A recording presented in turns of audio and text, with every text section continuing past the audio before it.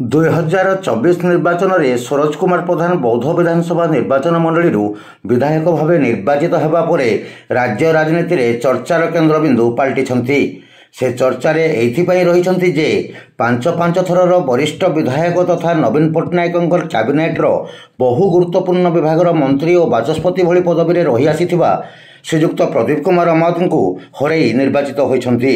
निज निज भितर गोड़ टणाटणी व्यस्त थिबा जिल्लार बीजेपी कर्मकर्ता और एमएलए टिकेट पाई आशायी थिबा प्राय 1 डर्जन रु अधिक नेता काटी बीजेपी टिकट आनी सरोजंकर टिकेट घोषणा पर एथर बौद्धरे लड़े जोरदार हेबो बोली ताहा स्पष्ट होइथला।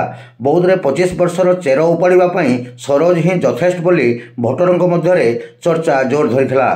शेषरे ताहा ही हेला और सरोज पिंधिले विजयर मुकुट। 2007-8 मसीह तिलेश्वर सेवा समवाय समितिर सभापति भाव में निजर राजनैतिक जीवन आरंभ करथिबा सरोज प्रधान 2017 मसीह तिलेश्वर ग्राम पंचायत सरपंच होते। गत 2022 मसीहा पंचायत निर्वाचन में राधानगर ग्राम पंचायत समिति सभ्य निर्वाचित होई हरभंगा ब्लॉक उपाध्यक्ष होते। महिलांक पई ब्लॉक अध्यक्ष पदवी संरक्षित थिबारु पत्नी श्रीमती स्नेहलता प्रधान ब्लॉक अध्यक्षा रहिछन्ति।